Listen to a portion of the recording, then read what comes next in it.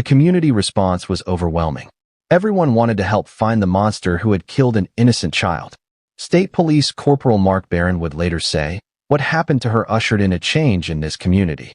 Whether you like it or not, the way you live changed after March 18th of 1964 in Hazleton."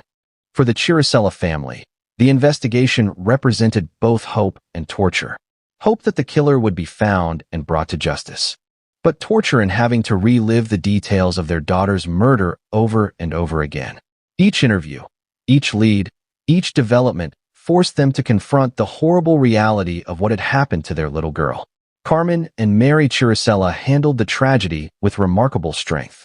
Though their pain was evident to everyone who knew them, they cooperated fully with the investigation, providing any information that might help catch their daughter's killer.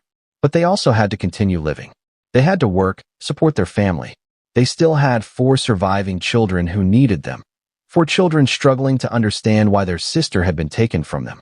The investigation revealed several disturbing details. First, the killer had likely been familiar with the area, knowing about the abandoned strip mining pit where he could dispose of Maurice's body. The location suggested someone who understood the local geography, who knew where to go to avoid detection.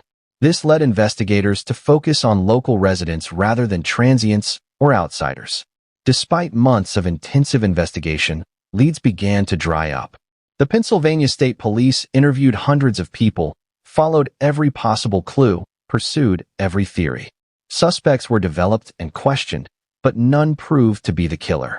The case that had seemed so promising in the beginning, with physical evidence and witness accounts, began to go cold.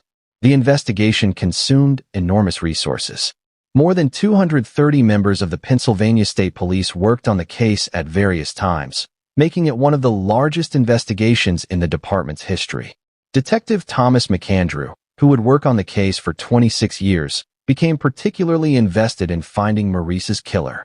But despite his dedication and the dedication of countless other investigators, the case remained unsolved. As months turned into years, the investigation evolved from an active case to a cold case.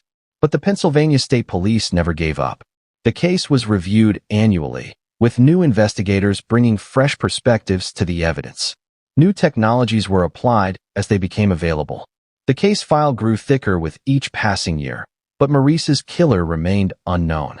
Now, I want you to take a moment here and think about subscribing to this channel if you haven't already. Stories like Maurice's need to be told, need to be remembered, and by subscribing, you're helping ensure that these victims aren't forgotten.